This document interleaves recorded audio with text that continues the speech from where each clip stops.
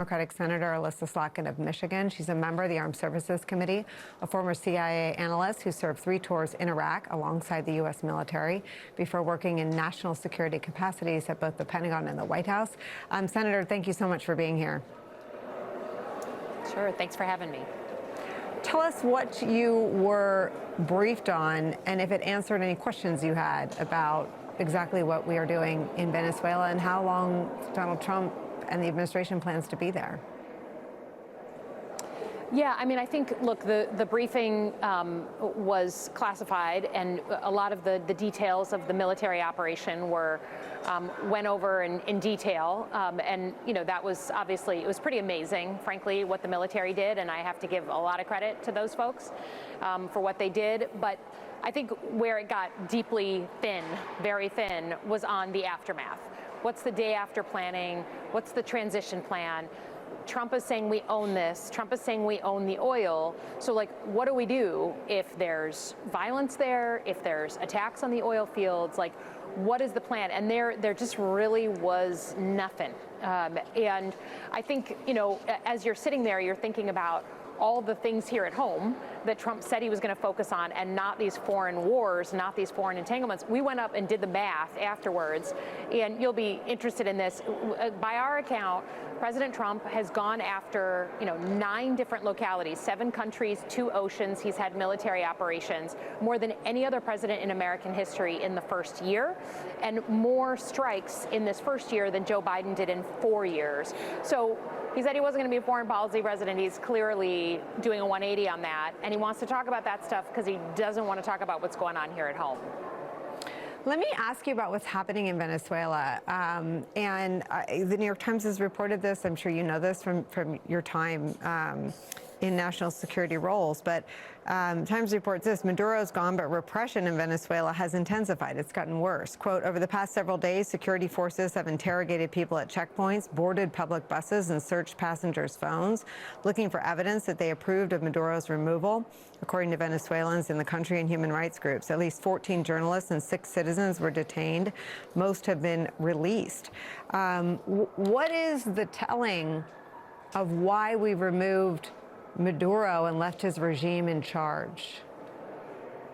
Yeah, I mean, I think it's interesting, right? As someone who served in Iraq alongside the military, you know, I think clearly there's a clear attempt to make sure this isn't Iraq. So if you remember, with Iraq, you know, you took out Saddam Hussein, but everyone who worked in his administration, everyone who worked up to the colonel level in the military and the police forces. So it really was this wholesale getting rid of the entire regime. This is quite the opposite. This is taking off, you know, the head, but leaving the vice president, who is no, you know, perfect angel herself. So they left in the regime that they've called illegitimate, and now we're going to try and control it by controlling the oil. And, you know, I think Americans have seen this movie. Every time we get into a military, you know, engagement, we say it's going to be limited. We're going to get in and out, right? Iraq was designed that way. Vietnam was designed that way. How you go in is one thing, but, you know, once you break it, you really have an ownership that just makes us get embroiled in these things. And I think that's the thing that's hard for many of us to understand, is this president was so adamant that he wasn't going to be all involved in these long entanglements, and here he is claiming that he owns the country. So I think it's one thing to say you're just going to do this quick operation. It's another thing to own it for the next few years.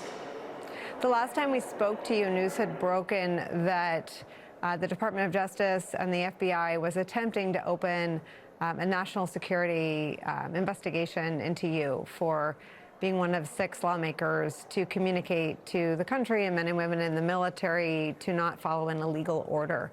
I wonder if you can share any update on either whether there is any evidence that you are under investigation or whether any of the threats against you have intensified or abated.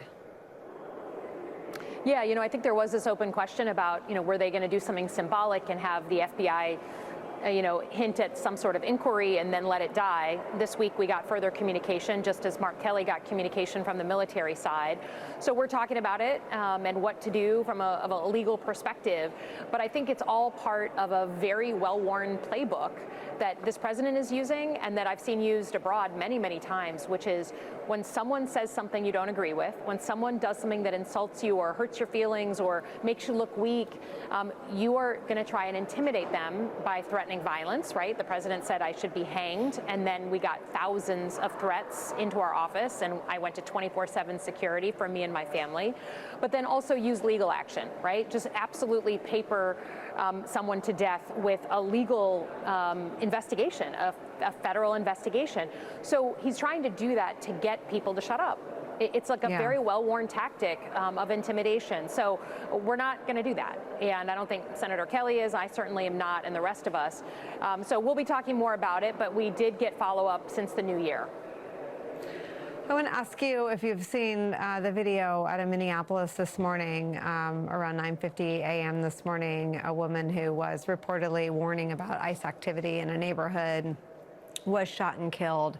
The Trump administration, from Kristi Noem to Donald Trump to Stephen Miller, have described her as a, quote, domestic terrorist. The video doesn't really align with their description of events, but I wonder if you've been briefed as a member of the Homeland Security Committee. We have not yet been briefed. I've seen the video just online, like many Americans, I guess, at this point. I guess, I would say everyone needs to take a breath. I wasn't there, you weren't there. We need to understand the context. Obviously, the video does not look good. But we need, I'm always wary of sort of first reports and the armchair warriors who are telling us what's happening. I know that there are protests going on. I urge people to please be peaceful. Don't take the bait and give people what they want, which is a reason to put more and more force into a place like Minneapolis. But to be honest, I have been warning about this kind of thing for a long time. When you put law enforcement or uniformed military on the streets of American cities in this level, mistakes are going to happen.